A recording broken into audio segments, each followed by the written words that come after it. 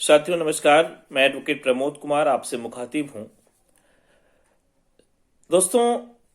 भारत के संविधान ने समान अधिकार दिए हैं। देश के सभी नागरिकों को मान व न्यायपूर्ण जीवन जीने की स्वतंत्रता, फ्रीडम हमारे संविधान ने आप सभी को, हम सभी को दिया है। लेकिन कई बार ऐसा होता है कि जानकारी के अभाव में लोगों को न्याय से वंचित रहना पड़ता है, लोगों तक न्याय नहीं पहुंच पाता या लोगों को न्याय नहीं मिल पाता। तो लोगों को एक वांछित जो न्याय है वो मिल सके और जो पीड़ित हैं उनको वांछित अधिकार मिले, इसके लिए हम आप सबों को जागरूक करने का प्रयास करते हैं इस यूट्यूब वीडियो के द्वारा। और आज मैं आपसे बात करूंगा दहेज प्रताड़ना यानी 498A आईपीसी के केस पर कि ये क्या होता है और इससे जुड़े हुए लैंडमार्क जजमेंट क्या है। कई बार आपने देखा होगा कि 498A का केस होता है तो पूरे परिवार के नाते रिश्तेदार सभी को जो परिवार से दूर रहते हैं उनको भी फंसा दिया जाता, एफआईआर में नाम दर्ज करा दिया जाता है। तो इन्हीं बिंदुओं पर मैं आपसे आज मुखातिब हूं। और कई बार ऐसा होता है कि इसमें पुलिस जो है इन्वॉल्व होती है, कई बार एडवोकेट इन्वॉल्व होते हैं, कई बार इससे जुड़े लोग इन्वॉल्व होते हैं। तो आज मैं विस्तार से आपको बताऊंगा। इससे पहले कि मैं आपको इस वीडियो पर चर्चा करूं, अगर आपने अभी तक इस चैनल को सब्सक्राइब नहीं किया है तो आप बेल आइकन पर क्लिक करेंगे, इस चैनल को सब्सक्राइब करेंगे ताकि जब भी मैं कोई नई वीडियो लेकर आऊं तो आपके स्क्रीन पर ये वीडियो आपको मिल सके और आप आसानी से सुन सके। हमारे साथ साथियों हमारे टीम में कानून जगत के एक्सपर्ट होते हैं जो आपके समस्याओं का समाधान आपको बताएंगे। साथ ही अगर किसी तरीके से आपके साथ नाइंसाफी हो रही है, आपको न्याय नहीं मिल पा रहा है, तो हम आपको न्याय दिलाएंगे जहां आप कानून के जानकारों से सीधे संवाद स्थापित कर सकेंगे। तो इसके लिए आप lawyersncr.com को सब्सक्राइब कीजिए और हमारा जो व्हाट्सएप नंबर है वो आपके स्क्रीन पर है 9999536847। आप हमें मेल के माध्यम से भी, फेसबुक और इंस्टाग्राम के माध्यम से भी आप जुड़ सकते हैं और आप अपने सवाल हम तक आप पहुंचा सकते हैं। दोस्तों, आज मैं आपको बताने वाला हूं एक ऐसी सुप्रीम कोर्ट का जजमेंट जिसमें सुप्रीम कोर्ट में ने साफ साफ कहा था कि आईपीसी 498A यानी दहेज प्रताड़ना के अधिकार के कानून में 85% महिलाओं द्वारा गलत फायदा उठाया जा रहा है और नाजायज तरीके से पति के परिवार व पति के वृद्ध माँ बाप को,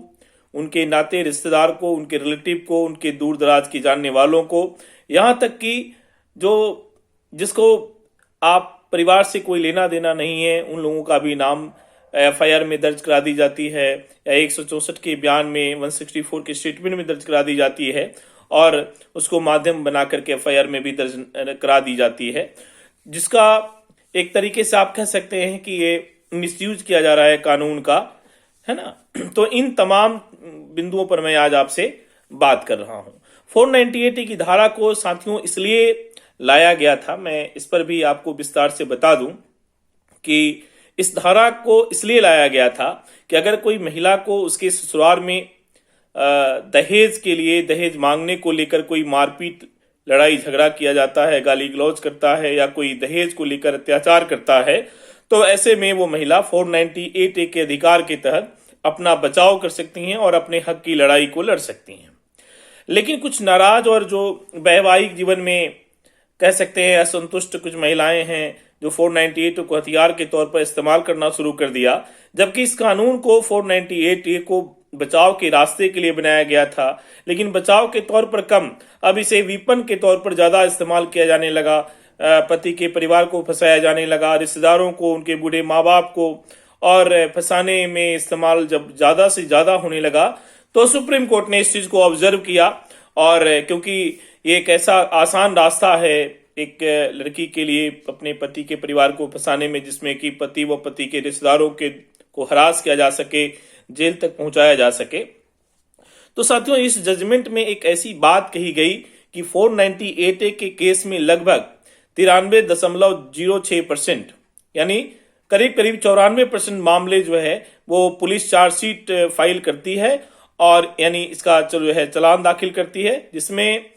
10 से 15 जो % है मैक्सिमम मामलों में ही कन्विक्शन होता है यानी सजा होती है, क्योंकि मामला पहले ही बिना जांच पड़ताल का दर्ज कर लिया जाता है, एफआईआर कर ली जाती है और पुलिस जो है वो प्रायर को इन्वेस्टिगेशन नहीं करती है और पुलिस को भी अपने कमाने खाने का रास्ता इसमें बना लेती है। इस वजह से पति को, पति के बूढ़े माँ बाप को इन्वेस्टिगेशन के नाम पर, अरेस्ट के नाम पर परेशान पुलिस करने लगती है। परिवार के लोग बेल कराते फिरते हैं और इस तरह की बात भी इस जजमेंट में कही गई है। और क्योंकि ये एक ऐसा आसान रास्ता है एक लड़की के लिए अपने पति के परिवार को फंसाने में, जिसमें कि पति व पति के रिश्तेदारों के को हरास किया जा सके, जेल तक पहुंचाया जा सके, तो साथियों इस जजमेंट में एक ऐसी बात कही गई कि 498A के केस में लगभग 93.06%,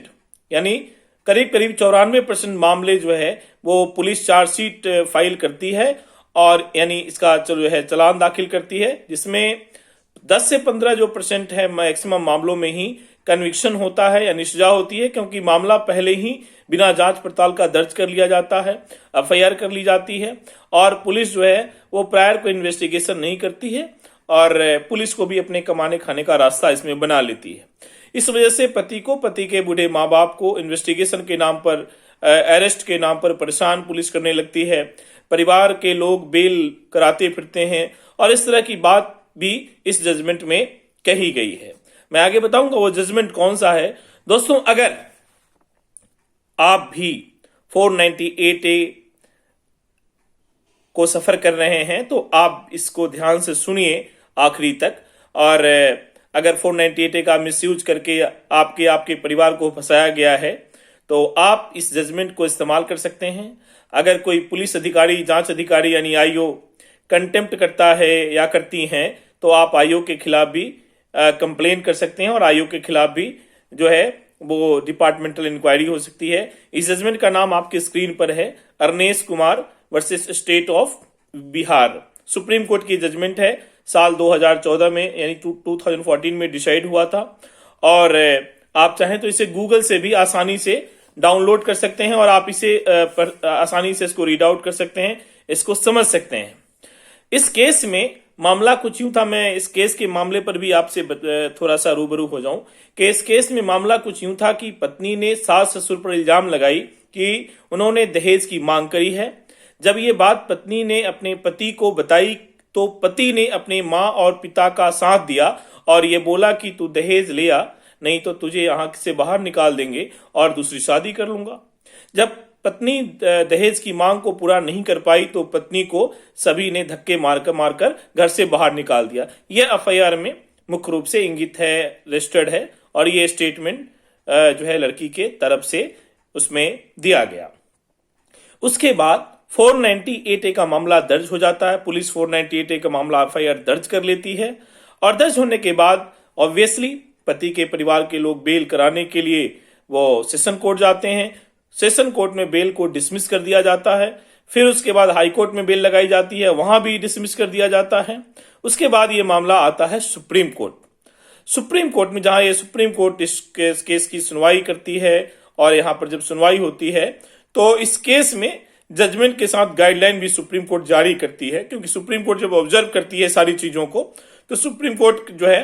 पुलिस की अरेस्टिंग को लेकर के, एट्रोसिटीज को लेकर के और इंक्वायरी को लेकर के एक गाइडलाइन इस जजमेंट में जारी करती है और वो गाइडलाइन जो है आप भी सुन सकते हैं। बहुत बढ़िया गाइडलाइन दिया गया था और इस गाइडलाइन का इस्तेमाल सभी लोग आज के डेट में 498A के बेल एप्लीकेशन में भी करते हैं। जब सुप्रीम कोर्ट ने इस बात को ऑब्जर्व किया कि 498 की धारा जो है वो उसका मिसयूज हो रहा है, पुलिस ऑफिसर को गाइडलाइन इसलिए दी गई ताकि बड़े पैमाने पर मिसयूज किया जा रहा था और हरास किया जा रहा था पति के परिवार को, उनके नाते रिश्तेदार को। तो इसमें जो मुख्य रूप से जो लैंडमार्क जजमेंट में जो गाइडलाइन दी गई वो आप चाहें तो नोट डाउन कर लें कि कोई भी पुलिस ऑफिसर इन मामलों में सिर्फ इसलिए अरेस्ट नहीं करेगा कि पुलिस को अरेस्ट करने का पावर है, पहला। दूसरा, कोई नहीं कोई मजिस्ट्रेट, कोई मजिस्ट्रियल कोर्ट कैजुअल तरीके से डिटेंशन के लिए ऑर्डर पास करेगी। ये भी इस जजमेंट में दिया गया था। मतलब दो मुख्य बातें हो गई, एक कि कोई भी पुलिस ऑफिसर इन मामलों में, जब 498A का मामला हो तो कोई भी पुलिस ऑफिसर इन मामलों में सिर्फ इसलिए अरेस्ट नहीं करेगा कि पुलिस को अरेस्ट करने का पावर है, और दूसरा, ना ही कोई मजिस्ट्रियल कोर्ट कैजुअल तरीके से डिटेंशन के लिए कोई ऑर्डर पास करेगा। अगर 498 में किसी पुलिस ऑफिसर को अरेस्ट करनी है तो इस बात को निर्धारित करेगा, सुनिश्चित करेगा कि अपने आप को सेटिस्फाई करेगा कि सेक्शन 41 सीआरपीसी के पैरामीटर्स के तहत वो सारी प्रक्रिया को फुलफिल करी है। अगर नेसेसिटीज लगता है कि नहीं अरेस्ट करना जरूरी है तो रीजन के साथ और एविडेंस के साथ पुलिस ऐसा कर सकती है, लेकिन बहुत जरूरी हो तो, अदरवाइज ये सुप्रीम कोर्ट के गाइडलाइन का कंटेम्प्ट होगा, ऑर्डर का कंटेम्प्ट हो जाएगा और इस पर डिपार्टमेंटल इंक्वायरी पुलिस के खिलाफ भी हो सकती है। अगर 498A के इस केस में पुलिस बिना परमिशन या बिना पैरामीटर को फुलफिल किए लेटर ये करती है, कंटेम्प्ट करती है या अरेस्ट करती है किसी को, तो जांच अधिकारी यानी आयोग के खिलाफ डिपार्टमेंटल इंक्वायरी होगी। ये तमाम चीजें जो है सुप्रीम कोर्ट ने अपने गाइडलाइन में, लैंडमार्क जजमेंट में ये गाइडलाइन दी और पुलिस के प्रक्रिया पर, इन्वेस्टिगेशन के प्रक्रिया पर, अरेस्टिंग की प्रक्रिया पर विस्तार से बताया। तो मुझे पूरी उम्मीद है कि आपने आखिरी तक सुना और आपके साथ भी अगर इस तरह का कोई केस है, आप भी कोई 498 और इससे जुड़े हुए केस